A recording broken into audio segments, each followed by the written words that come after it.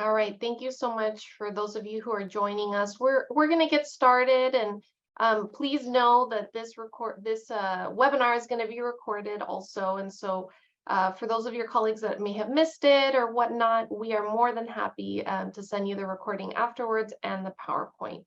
So let's get into housekeeping. As a reminder, my name is Deanna Crofts-Pelayo, Assistant Director here, Crisis Communication at Cal OES, the Governor's Office of Emergency Services. We're taking questions at the end, but do not hesitate to drop them directly into the Q&A feature during these presentations. Something that we say might kind of spark it for you. Don't forget, submit your question, write your name, organization, and the question. And so we'll try to answer them either in the chat or live also. Again, recording will be sent at the end of the briefing. And if there's anything that you think we've missed or something that comes up later for you, don't hesitate to reach out to us at media@caloes.ca.gov and shoot us an email there. All right, next slide. You can see the lineup of speakers today really to talk with you about our response and recovery efforts today. This is specific to all of the work being done in Monterey and Santa Cruz counties. And so wanted to let you know that you'll be hearing from Brian Ferguson, our Deputy Director at Cal OES, about laying that landscape and talking about our coordinated efforts. You will hear from John Catching, Branch Chief at Cal OES, talking specifically about recovery and what that means for the days and months ahead. You'll hear from our Chief Equity Officer, Dan Torres, at Health and Human Services Agency about some of their valuable resources for communities on the ground. You'll hear also then from Director Kim Johnson, Department of Social Services, who's going to talk about some of the social safety net programs.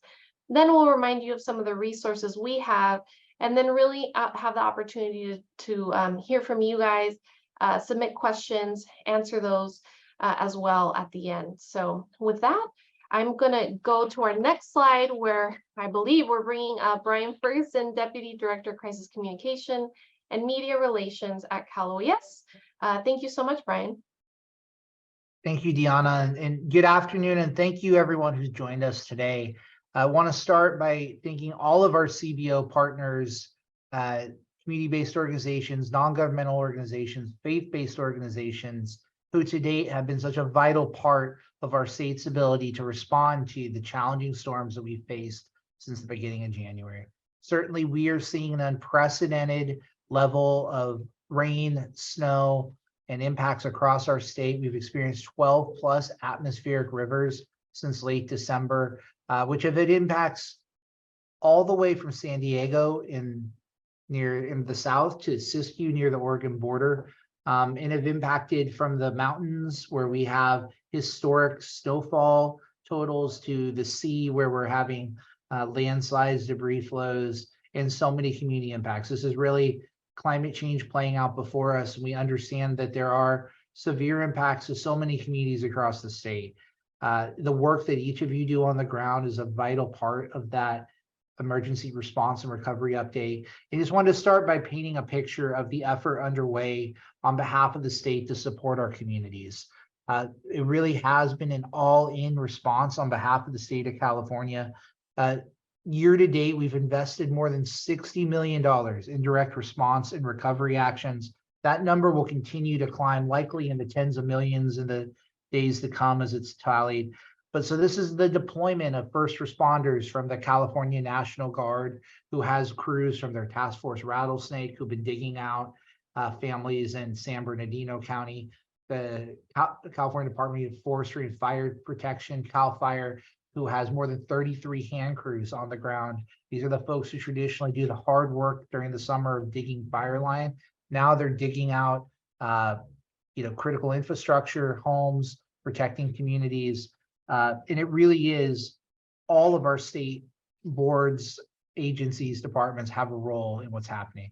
The State Water Board is coordinating local water systems to inform them on flood-related and drinking water impacts. The Water Board has been doing a ton of work in the community of Pajaro to get that drinking water system up and back online. We've received one negative test to date.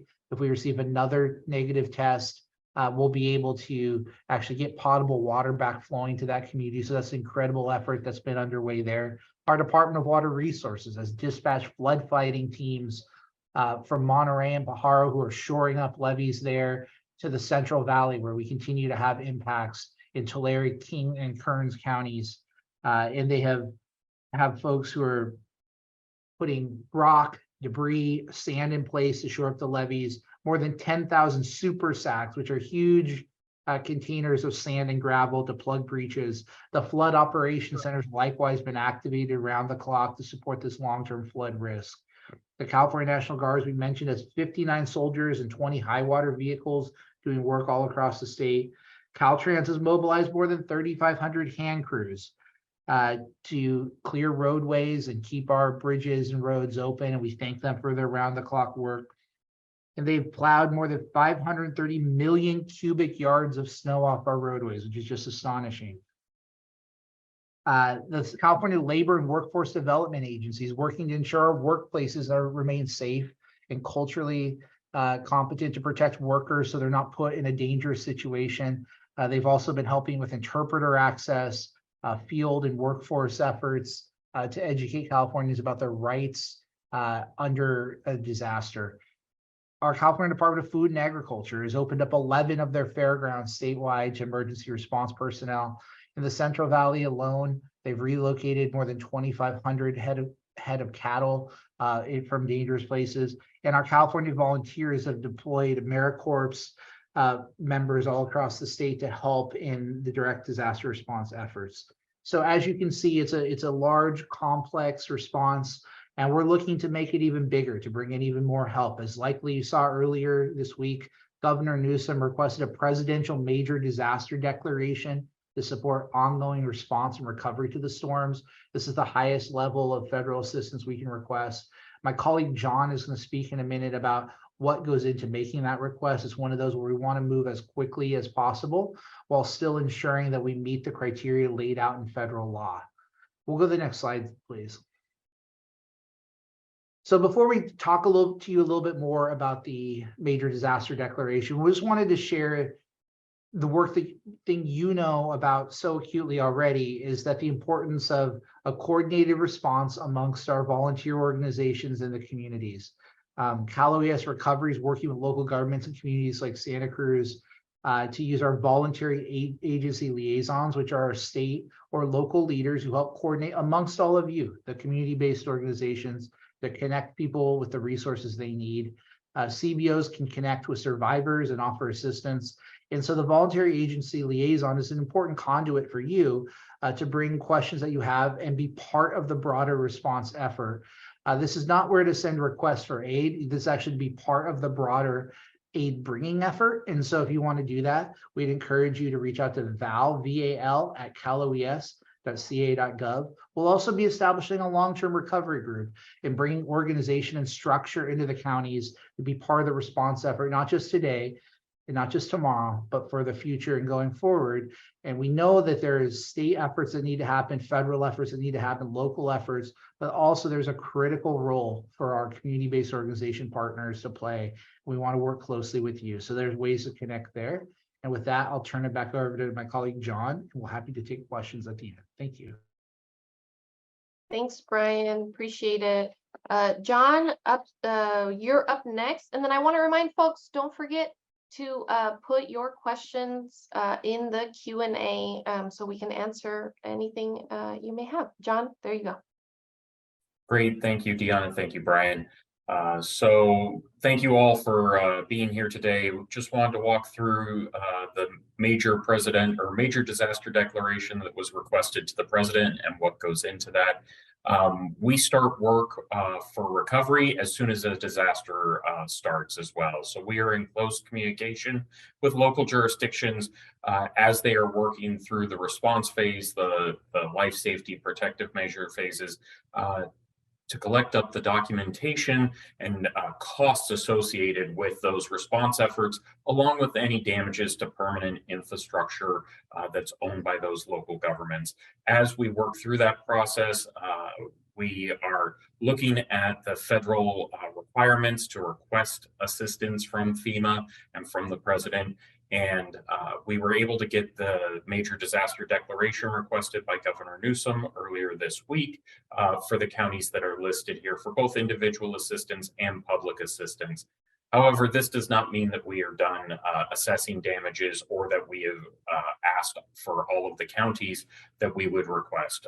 We have teams in the field currently and will continue to assess damage with both Cal OES and FEMA staff to make sure that we are meeting those federal threshold requirements related to the amount of damage. And as soon as we do cross those thresholds, again, we will add counties to the declaration as quickly as possible, making sure we provide that needed federal assistance as soon as they are able to release it.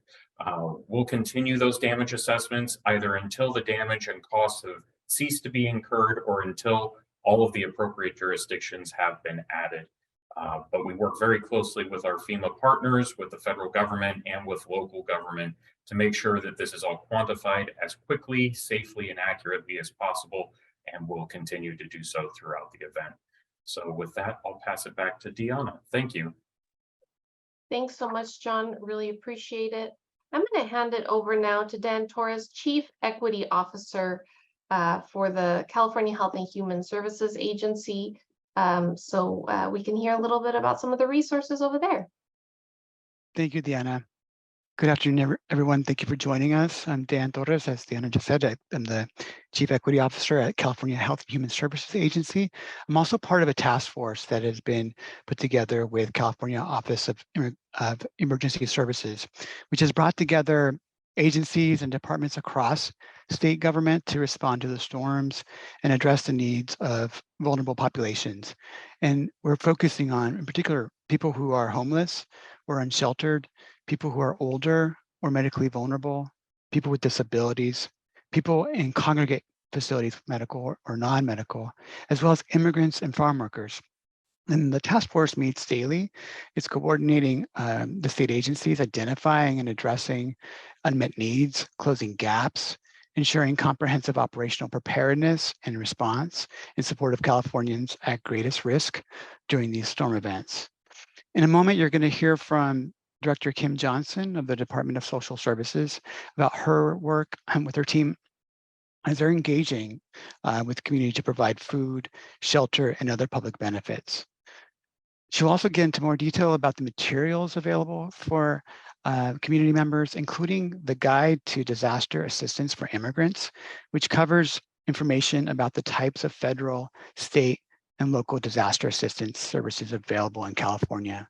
In the meantime, I want to highlight some additional outreach and programming efforts that we've got underway and we have engaged in this week. I want to underscore the information that Brian put on his slide about the local assistance center that has now been put up in Watsonville, and it includes interpreters that can help community members in the local community navigate the different agencies and services that are available there. So interpreters that speak indigenous languages of the local farm worker communities, Spanish and other languages are on hand to help community members. And yesterday, our California Labor and Workforce Development Agency, through their COVID-19 workplace outreach project, sponsored a resource fair for farm workers in Salinas. And this was an opportunity for state agencies and you all to share resources with members of the farm worker community. And we'll continue to look for opportunities to engage with you all through resource affairs and other outreach efforts as we proceed with the recovery efforts.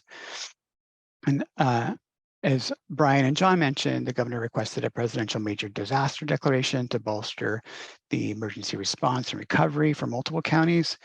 We'll continue to work with the federal, local, and community-based organization partners to identify gaps in disaster assistance as that process continues.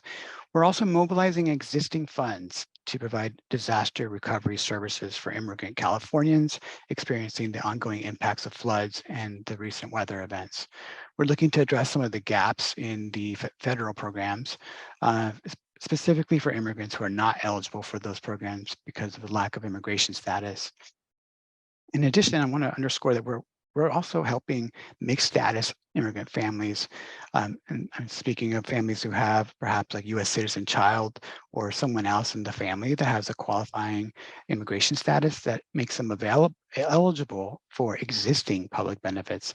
So through our outreach efforts, our guides, case management services, we're helping folks navigate the existing programs so that they can access those programs now that many folks have hit hard times because of the storms. And then on the slide, you'll see some additional resources on our website, and I encourage you all to visit the website. And in particular, chhs.ca.gov has materials for emergency planning. And there's a template for personal emergency plans that's available in Spanish as well. And that's very important for those who have access or functional needs, and the level of information there guides people about what they need to think about in these difficult moments. If you're concerned about someone who is residing in a long-term care facility, we've got a statewide long-term care ombudsman crisis line available, and that's posted on the slide. And we know that this time is a very overwhelming time for so many reasons, and the things, with the floods, the storms, and everything else that's happening in the world. So if you need to talk to someone or have a loved one that needs to talk to someone, we've got the CalHope line available, and it's a helpline that has peer counselors who can provide support and guide you to additional resources that might be available for you. And then lastly, this is also a difficult time for our older loved ones and neighbors. So if you know someone that is older and needs to talk to someone, we have a crisis intervention hotline. It's a warm line for non-emergency emotional support calls for older adults. And that line is also posted on this slide. Again, thank you for joining us, and thank you for your partnership. And I'm going to pass this back to Diana. Thank you so much, Senor Torres. I am now going to hand it over to Director Kim Johnson with the California Department of Social Services to talk a bit more about those social safety net programs. Thank you so much, Deanna, and good afternoon all. First and foremost, I just want to genuinely appreciate each of you for all that you're doing in support of your communities right now. While I will absolutely share some of the resources that we have, I also just very much look forward to this opportunity of hearing from you on additional ways we can partner together. So the Department of Social Services continues to support local agencies to provide temporary shelter, food, and other services for people impacted. Trained staff from our department right now are in your communities, deployed through counties to assist with mass care and shelter response operations, specifically the Santa Cruz Fairgrounds. These staff provide additional staffing support to augment capacity, but also include members of our Functional Assessment Service Team, or FAST, who are specially trained to assess the needs of all individuals in the shelters to determine if they have any access and or functional needs, and then address any unmet needs. Last night, globally, we had 9 shelters across 5 counties, of course, including Santa Cruz, but also Humboldt, San Joaquin, Stanislaus, and Tulare, supporting 516 individuals. And again, a large majority of those individuals are again at the Santa Cruz Fairgrounds. We continue and encourage you also to help us uplift that all are welcome at these sites.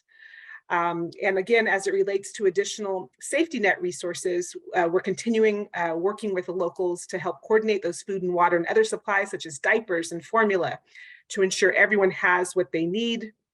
I want to especially appreciate the food banks, who I know are just doing tremendous work right now and providing many with immediate relief and support.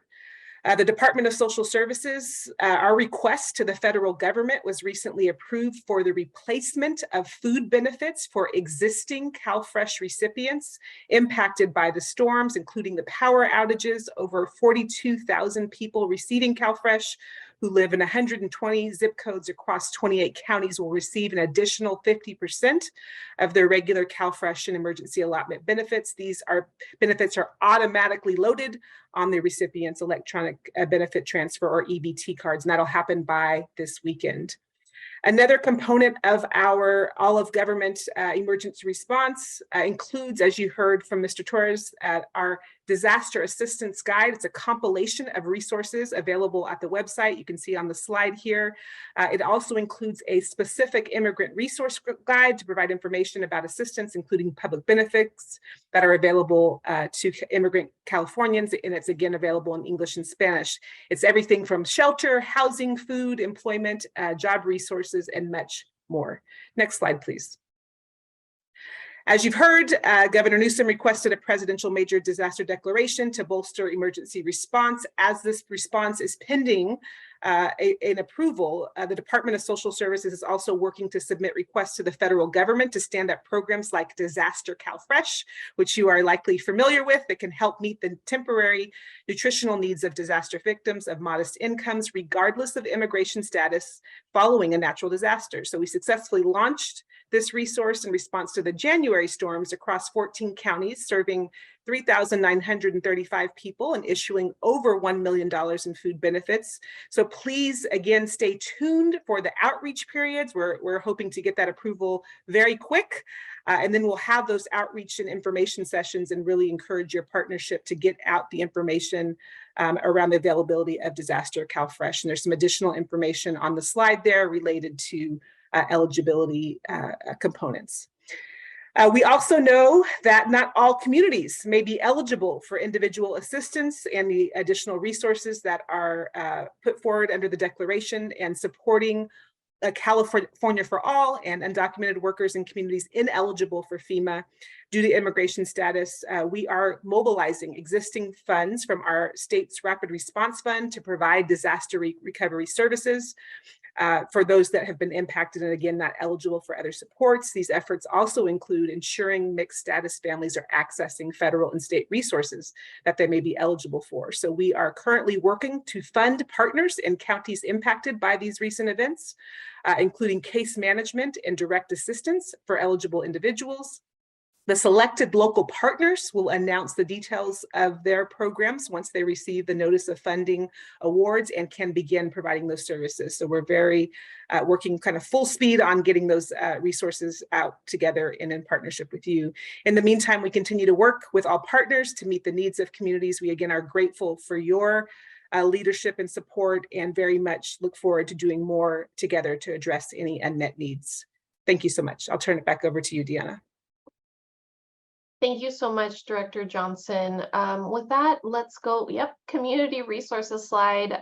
Just wanted to flag for folks, if you haven't already received so many resources already and information from our previous speakers, we also have a clearinghouse of tools and products available for you to be able to, spread the word about disaster preparedness, response, and recovery.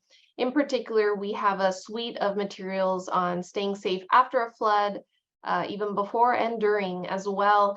And then we also have really helpful Indigenous language videos that are in Triqui, Mixteco, Zapoteco, Tlapaneco, and so many other Indigenous languages that really go to that general preparedness and also flood-specific messaging too, which I think is really helpful. So with that, I'm going to remind folks to put any questions that they have in the Q&A. Happy to answer them. Did answer one earlier about kind of some of the potable water and, ultimately, when is that test going to take place? I think that, the state was working with Pajaro Sunny Mesa to determine when it could be safe. And so there was some, crossing fingers, hopes of late next week. Also, residents can receive potable water there at that website that I put in to the Q&A. So let's see, anyone else who have any questions, any last minute? We'll give you about 10-15 seconds to put that in. If not, really recommend you all to go to media@caloes.ca.gov. Send us an email if you think of something, a way that you want to help be a part of all of this work, and also just huge appreciation for all the work that you're doing for the people there in particular. Let's go to the next slide where we can kind of talk about how you can help. So those resources that I talked about, share them, through official sources only. You guys are trusted messengers, and all of that information means so much more when it's coming from you. Use those networks to kind of share preparedness, safety tips. We're not out of the woods yet on storms. There's going to be another round next week. It won't be as bad as we have seen in the past, but it's another thing to remember right now that we have inclement weather. You can make calls to your community members, repost on social media, send an email to your network, add the information on the top of websites. Any little thing you can do helps so much. I do have one more question in the chat, and I'm going to bring up Brian Ferguson for this one. Specifically, there's a question about the waste management strike, and I know that this is very specific to the local government, but how does that impact the Pajaro trash pickup? And maybe you can talk more about some of the efforts that we're doing down there specifically. Yeah, thank you for that. This is something that we as a state are tracking very closely and coordinating with the county. Of course, waste management is a local government service, but we have folks who are embedded with the county of Monterey, the county of Santa Cruz, kind of working through challenges that arise locally. This will not impact household hazardous waste and some of that removal that's happening right now, nor will it impact the volunteer organizations who are on the ground removing some of the muck and the gut work that's happening. There is possibility that the localized trash pickup could have impacts, and we're working with the county to try to find a speedy resolution to that labor dispute, while at the same time identifying backup sources so that there's not a delay in the overall response and recovery. And I think this is also an important reminder that all disasters are local, and that this will continue to be, whether it's in Monterey, Santa Cruz, or Central Valley, continue to be locally led, state and federally supported responses, where those who are on the ground closest to a disaster often have the best understanding and ability to solve for it. But we as a state, we're going to be hand in glove with our local officials for the months and even years to come. And if we do get that federal declaration, that will bring a significant amount of support from our federal counterparts, financial resources, programmatic support as well. The governor's also just signed a number of emergency declarations, which provide regulatory waivers, cut red tape, expedite assistance, and those will remain in place in the weeks to come, so that there's no delays in the ability of the state to help the county and rapidly respond to the emergency. With that, throw back to Deanna for any final questions. Thanks, Brian. While I have you up there, we are getting one more question in, but it might be helpful for you to reiterate maybe what are those next steps looking like. I know that we submitted that federal, major disaster declaration to the president, but what do those next few days, weeks look like as we await that answer? One thing we can say is we have worked closely with our local officials to closely document all of the damages and impacts in our counties across the state. So we want to move as quickly as possible. We actually do have a unanimous letter from every member of the California congressional delegation, everyone from Speaker Kevin McCarthy to Nancy Pelosi and everyone in between. Disasters don't discriminate based on politics, and we're very happy to have a bipartisan, supportive legislative body to do that work. And I see the other question coming in now. I think that flows into what does this look like once the declaration gets approved.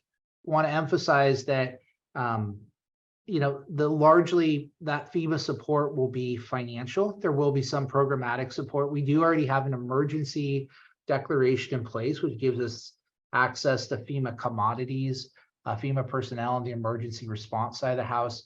There has been some local folks who've been saying an army of FEMA staff are going to just arrive and start doing the work. I want to emphasize that that's not quite how the Federal Emergency Management Agency works. They bring a ton of different support mechanisms to the table, but it's not necessarily a manpower component or woman power component. But it will be financial resources that will support the county, in many cases offering up 75, 90, in some cases 100% reimbursement for different localized programs. And so it will continue to be important in the days and weeks to come to have volunteers on the ground, to have locally recognized efforts underway that we will support, the federal government will support, but it's not necessarily that like vans and planes of people who are going to show up in the community the day after the governor signs it, but it will open up a broad swath of federal programs, both for individuals and families, as well as cities and counties, for them to move forward and provide assistance to those who need it most. Thank you, Brian. I know that John is trying to get possibly an answer here on the laundry service. So there's a question that came in about laundry service at the middle school and the park. Will it stay open or in place once the water is turned on? I don't know, John, if you have an answer for that. If not, we're happy to get back to you. If you submit your email into the Q&A, we can help provide that. John, do you have an update? Don't have an update at this time. I am trying to run that information down. We are aware of it and trying to determine what that timeline will look like, but I don't have an answer. I'm sorry. I think maybe going back to what Brian said is that we're constantly working and coordinating with the local government there to ensure that folks have the resources they need, and especially as this recovery process begins. So I would imagine that the services would be there for a little bit at least to overlap a little bit. And so I'm going to ask, we're going to wrap it up. Any last questions, send it over. Thank you so much for submitting your email. Okay, if we can go to that slide, it was Brian's second slide that kind of talked about, how you can kind of help. And so again, you all are trusted messengers when it comes to the enormous work that is happening specifically in Santa Cruz and Monterey counties. I'm just flagging the slide again. We are happy to send you the PowerPoint after and also provide you with a recording. But ultimately, if you also want to be of assistance or be a part of kind of those longer term recovery efforts, don't hesitate to reach out, val@caloes.ca.gov. Just that email, and if not, just let us know how we can also be helpful there locally. Last call for questions. If I don't get any in the next 10 seconds, I really appreciate the opportunity you all took to hear from us a little bit. We'll be in contact and hopefully we'll have a good answer for you in regards to the Presidential Major Disaster Declaration. With that, I will sign off. Thank you so much for your time.